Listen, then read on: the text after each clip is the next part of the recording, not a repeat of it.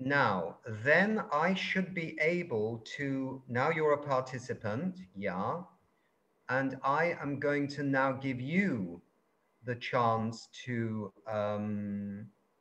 record. Okay. Yeah. Okay. Right. So Okay. I'm recording as well. fantastic. Okay, so we'll start now. All right, good.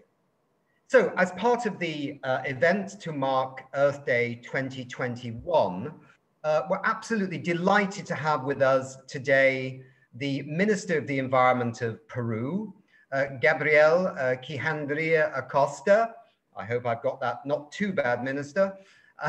Perfect. Thank you, Minister.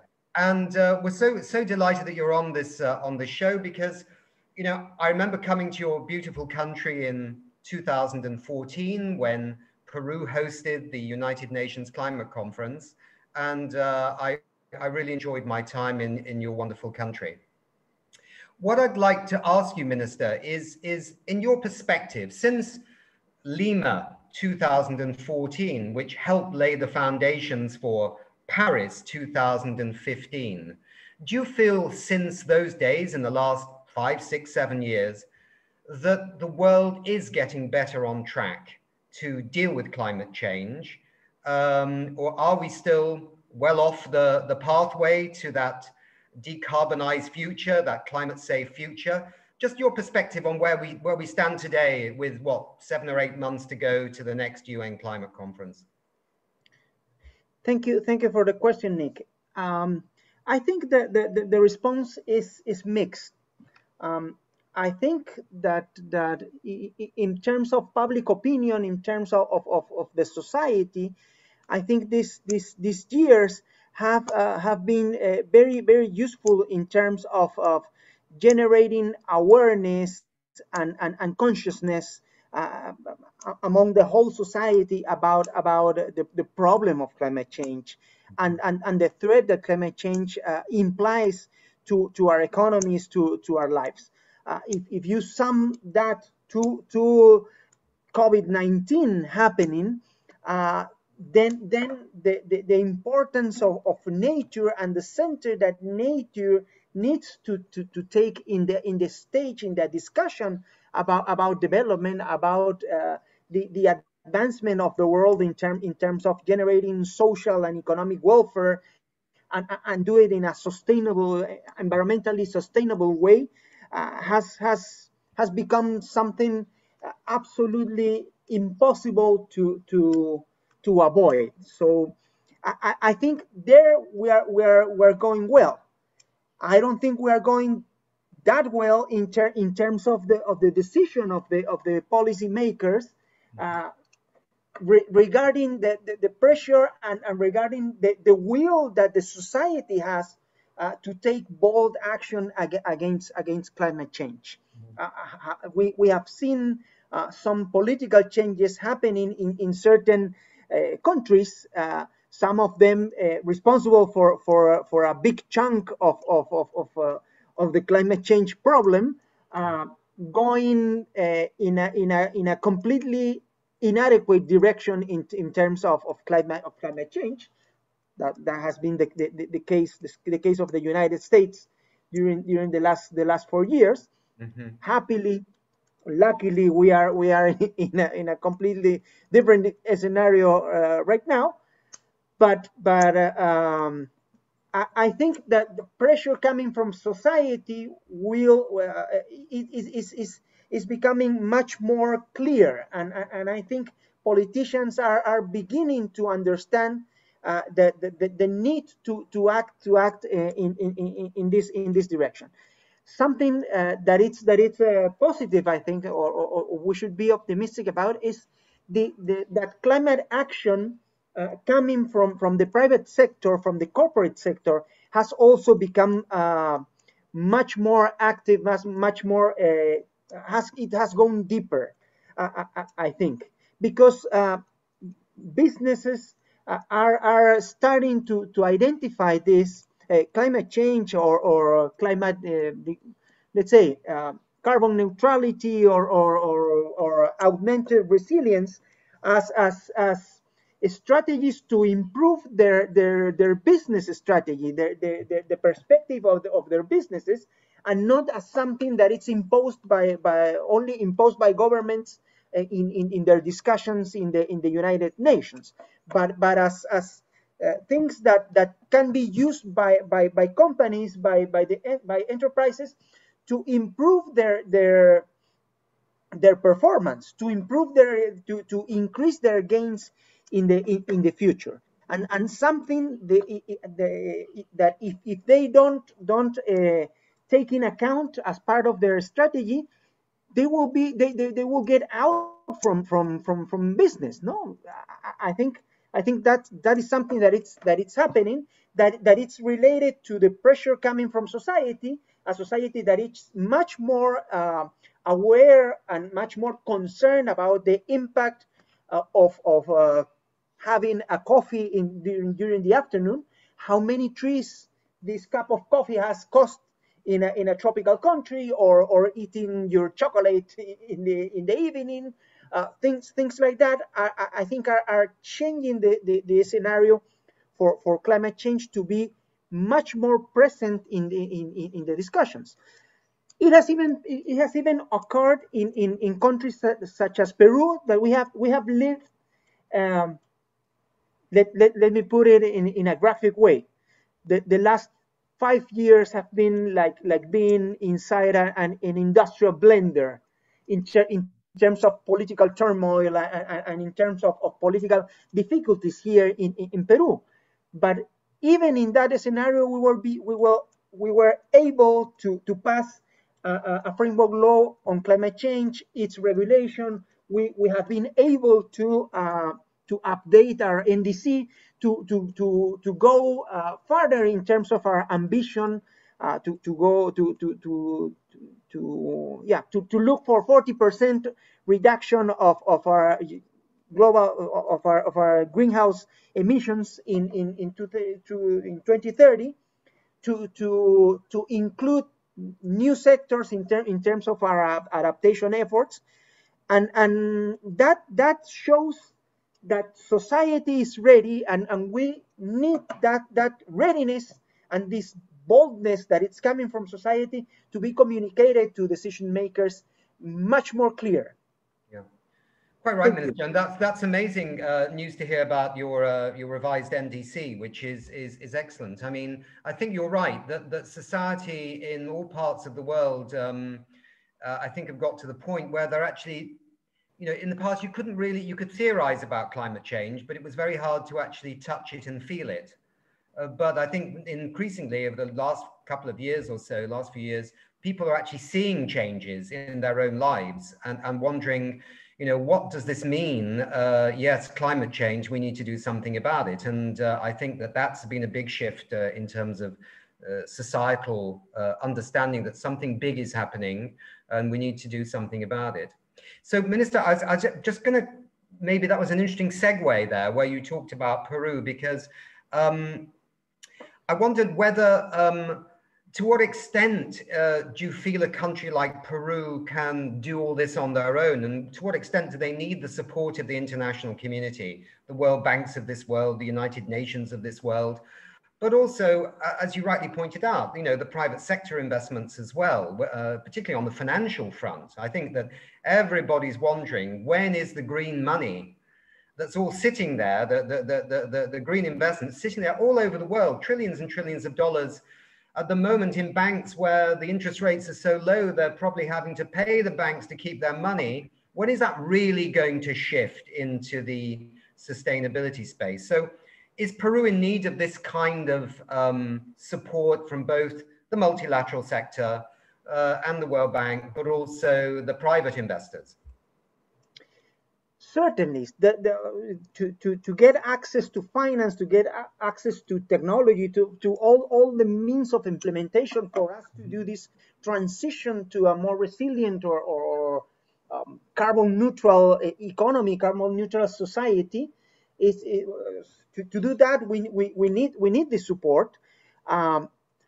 We are clear about what we have done as a country during the last, let's say, 15, 20 years in terms of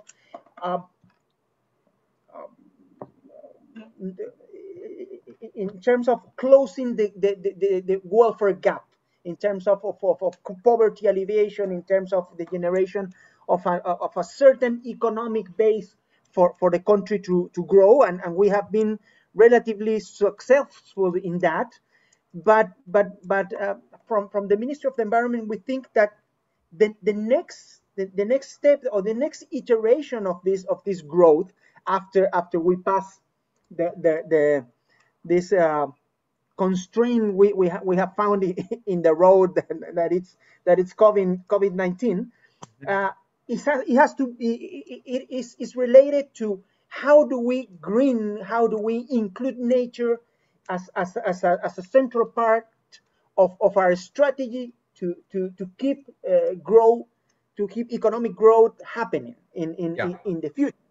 And that implies to put climate change, to put adaptation, to put resilience, to put carbon neutrality in the center of our strategies, aiming for us to be able to attract all those funds that you named, that are waiting for the right buzzwords. Because what we are telling from the Ministry of the Environment is money to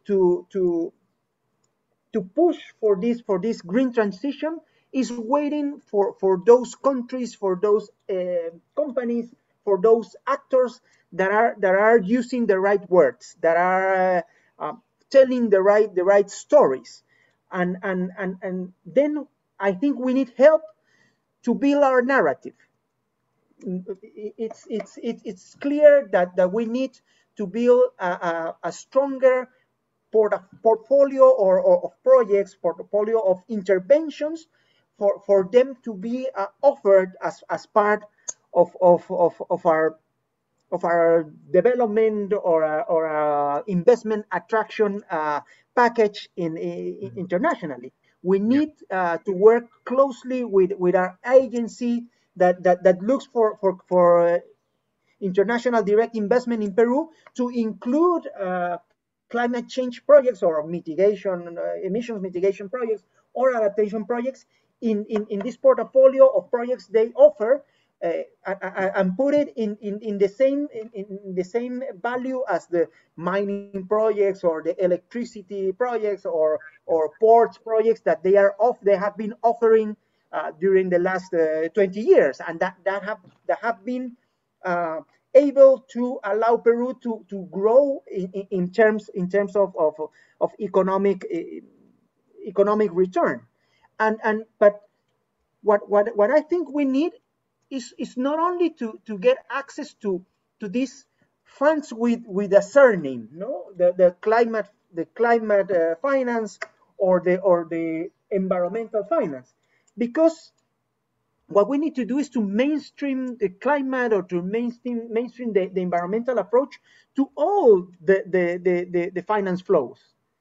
All of them, those coming from the private sector, those coming from the public sector, those coming from multilateral agencies. Because, for instance, the Green Climate Fund by itself won't solve the problem of climate change. Maybe for some very tiny countries that can do something important with the amount of money that the Green Climate Fund can give them. But for countries like Peru, of the size of with economies the size of Peru, that Peru has become a high middle income country recently, then the world is expecting us to increase our efforts, our own efforts, in terms of our own resources, in terms of our private sector, to take responsibility, to take the part of the responsibility in terms of responding to climate change. So we should not think in sitting, waiting for the money from the Green Climate Fund to come to solve the climate change problem. That money can be the seed for a change for for making the case in certain types of interventions. But we need to scale them with our own money, the public money, the private money that is in Peru already. No, I think you raise a good point there, Minister. I mean, what we need to do is to get to the point where we're not talking about green funds and green financing as if it's some exotic separate thing. We need to be talking about economies that are engineered and designed to be sustainable in the first place, that therefore attract finance because they are sustainable. And that it's not some kind of exotic thing that there's a pot of money over here called green and there's another pot of the money over here called dirty. The dirty shouldn't exist and everything should be green. Yeah. That's just normality. Yeah. Let me come to this briefly then. Thinking about COP26, the UN Climate Conference, which the UK and Italy, of course, we shouldn't forget that, are co-hosting in Glasgow in November. From my simple understanding, there is a big piece that has to be finished off, which is the carbon markets and the rules of engagement on the carbon markets. But it's meant to be a COP summit of ambition. This is what we're all told. Is there anything that you're particularly looking for as Peru at this Glasgow conference? Is there something that, you know, either keeps you awake at night or makes you excited at night that it might happen? I think I'm seeing some interesting signs in terms of looking for the link between the climate change discussions and other environmental discussions that have been happening in parallel. Mm-hmm. The connection between the discussions in the climate change realm with the biodiversity ones, I think are starting to merge or to get to the same point. Mm-hmm. Because I think we used to have this idea of there is one convention for each one of the global environmental problems, and then there are communities working in each of them, and communities that don't speak to each other. But that can happen when you go global or when you go national. But when you go to the field and you go to the actual place where the action happens in this field where a peasant takes the decision of keeping a tree or bringing it down, then you cannot bringing down that tree, falling down that tree. What does it affect? It affects the climate convention, affects the desertification one, or the biodiversity one. Mm-hmm. It affects all of them. Mm-hmm.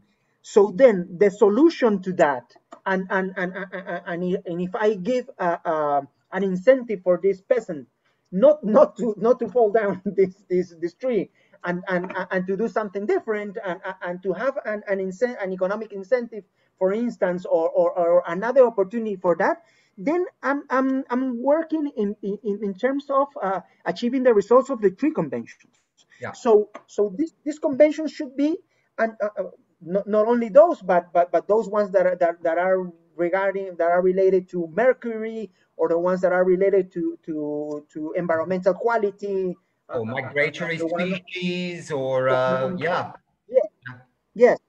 So this idea of the need of understanding the interlinkage between these different features we have invented to understand the power of nature, or the role that nature must have in our discussions.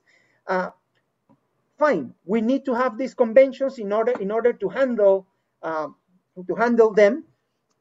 But we must keep in mind that in reality, all the environmental issues and the environmental and development issues are connected. So we cannot separate them, and we cannot say, well, the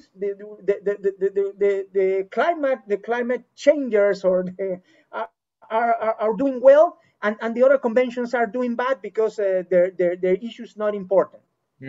Good point. Yeah. So you think that, you know, the COPs and whether they be climate change or whether they be on biodiversity need to become much more connected, and I think people inherently understand the connections, but in the Yeah. practical structures of the United Nations, you're right, they're often off in silos here and there, and they have their own meetings.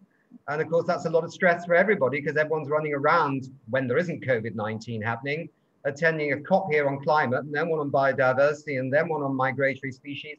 They're all in the same family of issues that we're all confronting in terms of retooling our societies for a new world. Yeah. Let me ask you, Minister, one of the passionate topics that Earthday is involved in right now is an area that I suppose for some people, they feel that it was a promise made in 1992 at the Rio Earth Summit when they created the United Nations Framework Convention on Climate Change. And this was a promise reiterated in the Paris Agreement, which was the issue of educating the populace, particularly perhaps young people, on the issues of climate change. And we launched a campaign back in September. We now have about 400 organizations supporting this, including organized labor. So we have something called the International Trades Union Confederation with 200 million members. And we have the teachers' unions, 32 million of those behind this. And this is a campaign to see if by COP26 or at COP26, governments could agree to some real stepped up ambition on climate education and environmental literacy generally, simply on the grounds that I think a lot of countries think they're doing it. I mean, even the rich ones think they're doing it, but when you actually ask the youth whether they feel they've been educated about climate change when they pop out of school at 18 or 17 or 16, most of them say no. And so there seems to be a disconnect between what some governments think they're doing in terms of educating the youth and what actually the youth are experiencing. So our campaign is simply around the grounds that maybe the time has come that climate education and literacy is a core subject in the national curriculum. Like computer literacy once was considered important for the economy. This is important too, and for the green jobs that will come. So I suppose I was wondering what perhaps you might think, and I think your president, President Sagasti, in an interview just recently with the Wilson Center, did mention that he thought education was important in this context. So is Peru behind some kind of stepped up ambition by all nations on climate literacy? I suppose that's the question, by or at COP26, Minister. Yes.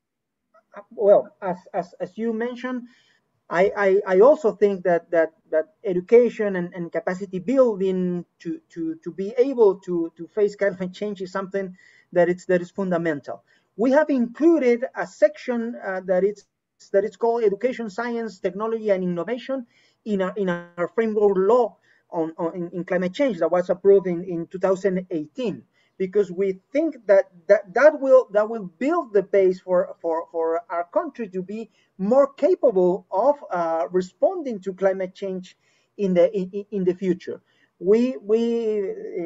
Given that we are working very closely with the Ministry of Education in terms of including some contents on related to climate in the curriculum for primary and secondary education. Initially, we have also been working with certain universities in terms of generating also content for university students in terms of a general introduction to climate change and the importance of climate as part of their curriculum. We have included representation from young people, adolescents, and children in our National Commission on Climate Change.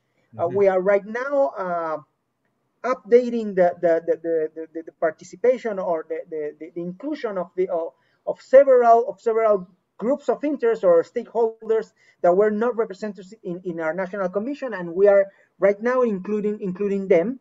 They are now in their election process to define their representatives as part of the climate change commission. And we are working on very closely on this, as I mentioned, with the Ministry of Education, trying to restore a direction they have on environmental education that was lost during a reform they have 5 years ago.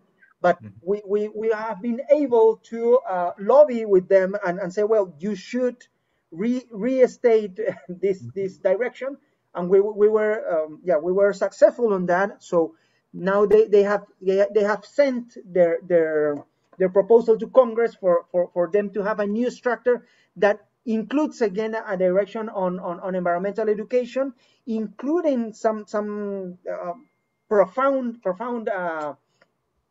work in climate education specifically, with regard to forest, to sustainable energy, to sustainable transportation.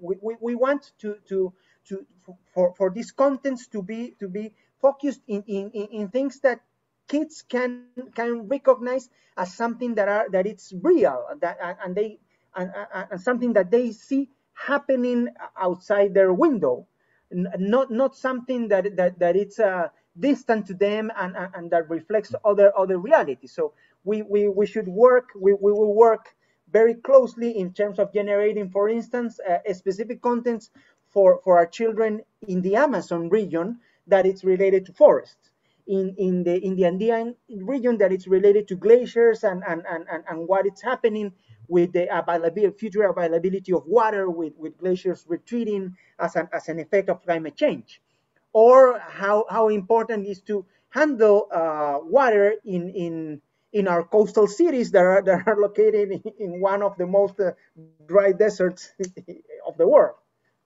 Got you, Minister. Well, that's great, because I think you've touched on a very important point, that it has to be.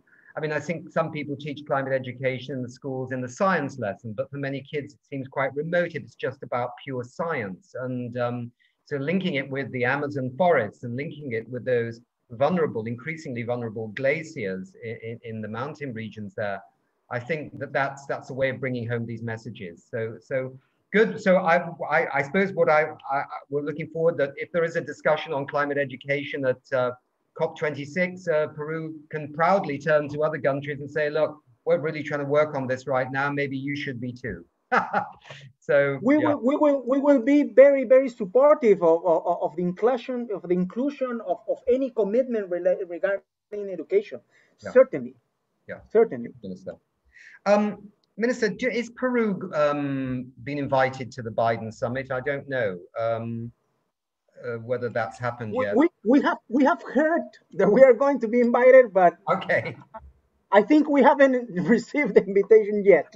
Yeah. It's a bit of a mystery, this one, isn't it? Everyone's waiting to see who gets invited. Yeah, but I mean, if the Peruvian president gets invited, for example, will your ministry be giving support to the president, and what would Peru be saying at a Biden summit? Do you have any thoughts? Maybe there's obviously the welcoming of the USA back in the game, which is really important. But maybe if this is a question you don't feel comfortable answering, Minister, that's fine. But I mean, first it was the major emitters they were going to invite, and then there were going to be some other countries and blah, blah, blah. So we keep all wondering what the purpose of this summit is, and hopefully to deliver a political impulse over the next few months to COP26. My advice to President Sagasti, if he gets invited, is to focus is try to focus our message in terms of what it's a characteristic of Peru, and I think that this is shared between other countries in the region and in the world, the biodiverse countries, and how nature-based solutions should be a line of work that should be very, very much supported by funders, as well as by the countries that have the possibility to deploy nature-based solutions as a big part of the solution to climate change. For instance, these countries those countries as Peru that has big forests, or those that have the, the, that have the power of nature on their side, uh, should should uh, should deploy nature heavily. Should try to use nature as a partner to solve uh, the climate threats in terms of adaptation, in terms of emissions reduction. So what my message to him will be: we can offer this capability from our countries, from our ecosystems, to solve the problem. We can put our ecosystems as our bet in this. You should Exactly. put the technology, you should put the funds that are also needed for this, for our ecosystems to be able to produce these results. Yes, exactly. And I think sometimes some of the richer countries maybe perhaps choose to forget that when it comes to biodiversity and ecosystem services, it's the vast majority of developing countries that are providing those essential resources for the rest of the planet. And without them, well, we wouldn't have a planet to enjoy. So Certainly. they have value. They have serious value, and they need to be properly priced. Yeah. Minister, Because when you recognize this value of the ecosystem services, and the economic value of them, then you have some balance in terms of the financial flows or the economic flows, because the figure is much more different than simply developing countries receiving money from the developed ones, but having something that it's more balanced, in terms that you put technology, you put money in terms of resources, you put certain capacities. I put this capacity of my ecosystems, that should be economically valued. So now we're partners. I'm exactly. not only a beneficiary. Yeah, exactly, Minister. Yeah. Good. So I think the final thing I wanted to ask you was, so Earth Day this year has the theme of restore our Earth, which is, I think, meant to be a lovely umbrella for also, in a sense, a healing message as well, because of COVID-19 and the suffering that many people have had. But the restoration of the Earth would also seem to be, even without COVID-19, something that we all need to do. So it's no longer just protecting our Earth, it's actually about restoring it, because many systems in many countries are a bit run down, and that restoration has to happen. Tell me, from a personal point of view, as a Peruvian and as somebody in this Yep. beautiful country in which you live, I mean, is there a landscape? Is there a place? Is there a location in your country? Is there something that of great beauty that touches you personally? That if it was lost, it would be a great tragedy. That restore our Earth echoes in a sense to a place for you. Or is restore our Earth a more conceptual concept? I was just trying to get a Yep. personal thing out of you about a place, perhaps. I will say, yeah, from my personal view, that maybe the Andean landscape, and especially the Andean landscape with its snowy mountains, uh, can be this landscape, or this uh, geographic future or ecological future, that if it's lost, and we are losing it, uh, could be irreplaceable, Yeah. at least for me. And I think that is not only in terms of beauty, but because in terms of something that is much more related to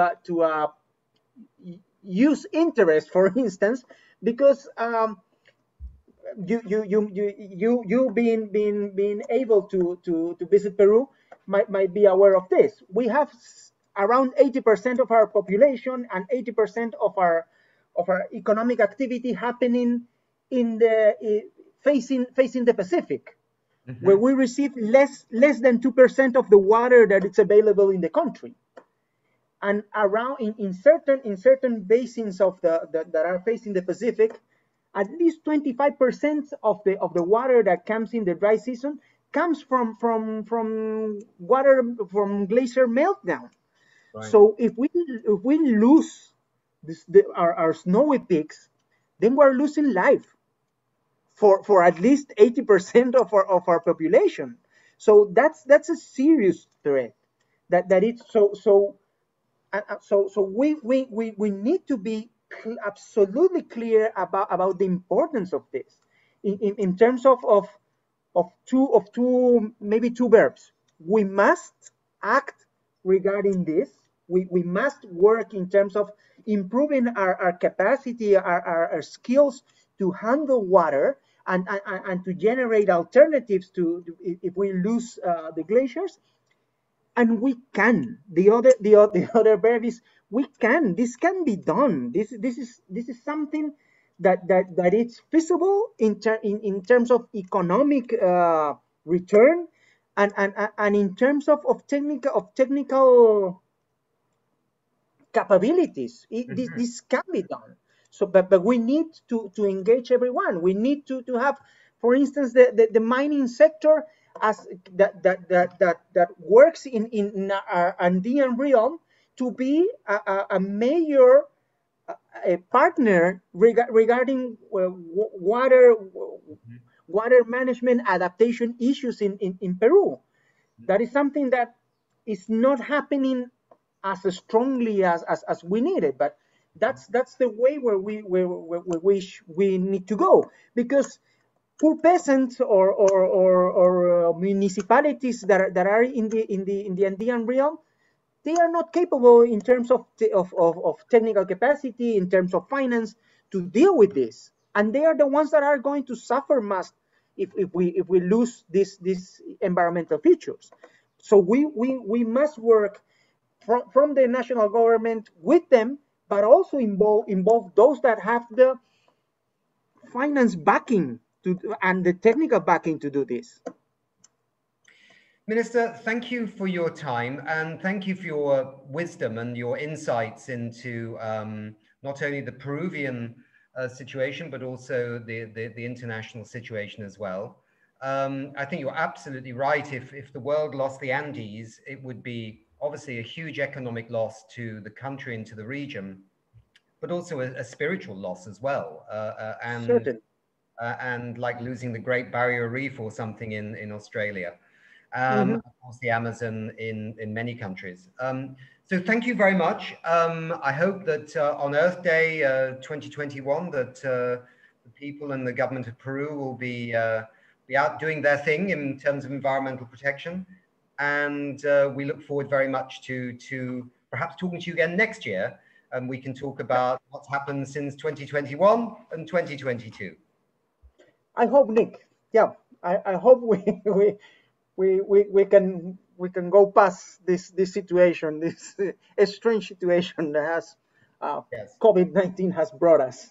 Yes, I think it would be better to have done this interview with you in your office with a nice pisco sour. Yeah, certainly. Thank you very much indeed, Minister, and have a super day. Thank you. Thank you, Nick. Bye. And thank you for your questions, allowing me to think about things that are interesting.